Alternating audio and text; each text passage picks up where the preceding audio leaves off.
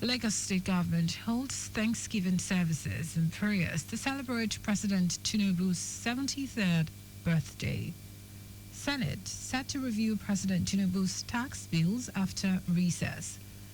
On the foreign scene, Soma Leland rejects attempt by central government to offer a key part in the air base to United States.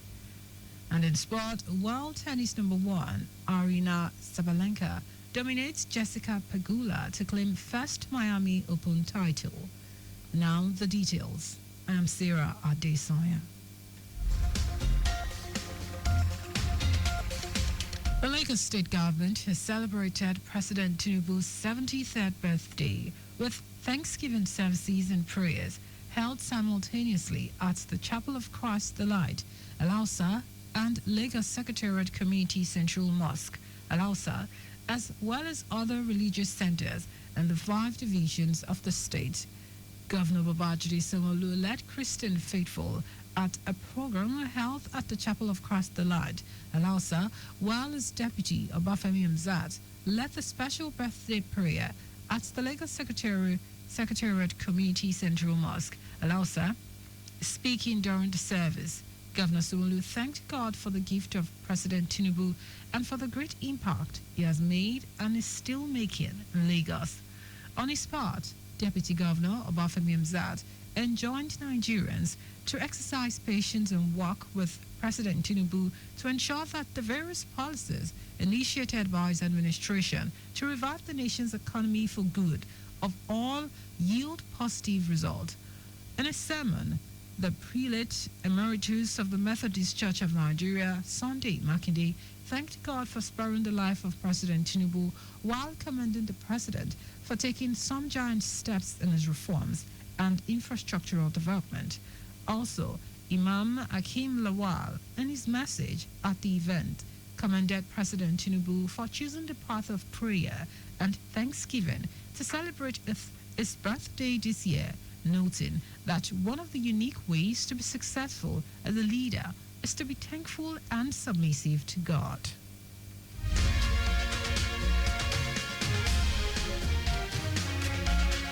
The Lagos State chapter of the All Progressive Congress, APC, has extended warm felicitations to Muslims across the state and beyond on the occasion of Eid al-Fitr. The party chairman, Cornelius Ojalabi, urged Muslims to all bear the lessons of Ramadan, which embody piety, self-discipline, and compassion to foster greater unity, love, and understanding among Lagosians. Ojalabi prayed for Allah's blessings, seeking peace, stability, and progress for the state and nation. He emphasized the importance of maintaining a clean environment, respecting the state's aesthetics, and avoiding harmful acts during the celebrations.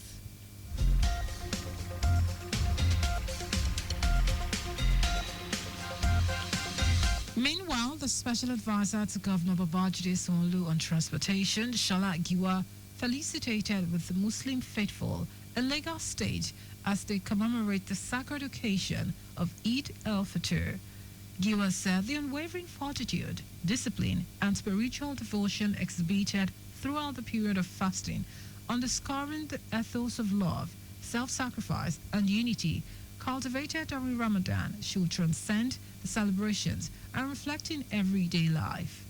He enjoyed all Lagosians, particularly road users, to embody the virtues of patience, courtesy, and civic responsibility that Ramadan instills. Giwa admonished motorists, commercial drivers, and commuters to exercise heightened vigilance and accord utmost priority to safety while traversing the metropolis, especially during this festive period. It called for strict compliance with traffic regulations to avert accidents and mitigate unnecessary congestion.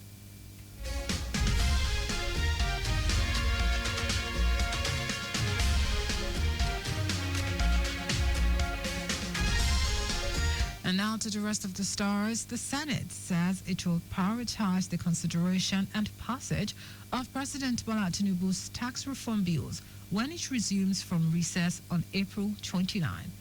The 4 bills, the Nigerian Tax Bill, Tax Administration Bill, Revenue Tax Board Bill, and Nigerian Revenue Service Establishment Bill were submitted by the president as part of his effort to overhaul the country's fiscal policies and enhance revenue generation. Concerns have been raised over the delay in passing the bills, particularly since the House of Representatives approved them 2 weeks ago, placing additional pressure on the Senate. Earlier, Chairman of the Senate Committee on Media and Publicity, Yemi Adaramodu, suggested that the bills could be passed before lawmakers went on break.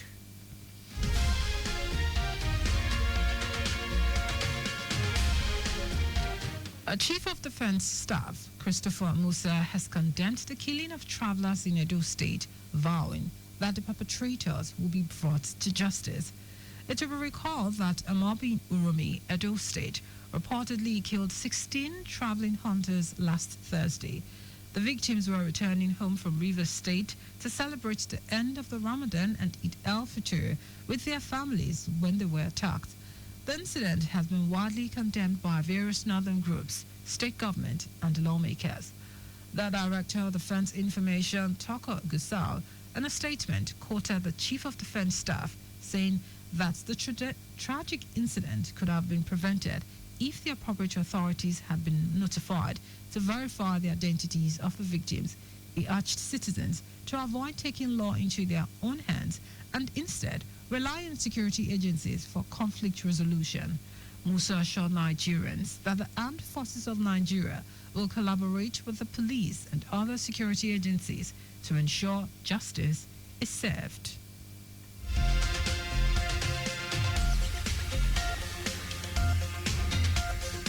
And in foreign news, Somalia's breakaway region of Somaliland has rejected an attempt by the central government to give the United States exclusive control of a port and air base in Beherber. The city lies on the strategic Gulf of Aden on the northern coast of Somaliland.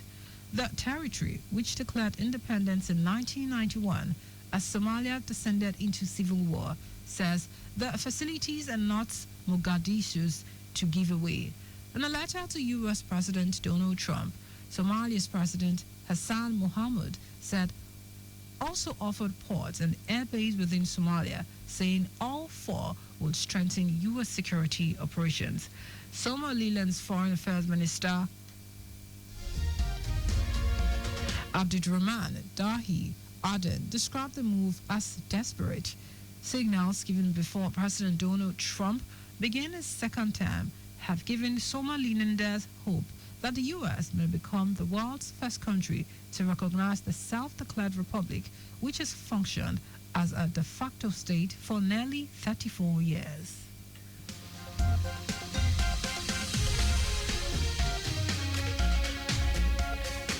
A world number one, Arina Sabalenka, has claimed her second title of the year by beating Jessica Pegula 7-5, 6-2 in the women's Miami Open field.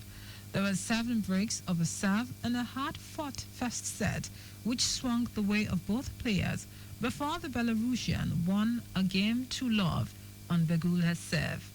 Sabalenka's power got her out of trouble on a number of occasions, and Pegula's struggles to hold her own serve, along with her inability to deal with the force of her opponent's game, proved the world number 4's downfall. Her frustration grew as Sabalenka took control of the second set. The 26-year-old broke Pegula at 5-2 up to win the tournament without dropping a set as she each 31 winners in the match compared to 12 from her rival. Just before we go, ensure you make use of your seatbelt when driving. You can follow us and like all our various social media platforms: X at Traffic Radio 961, Facebook, Lagos Traffic Radio 96.1 FM, Instagram, Lagos Traffic Radio 961. Subscribe and watch our news and programs live on YouTube at Traffic Radio 961. You can also visit our website www.trafficradio961.ng.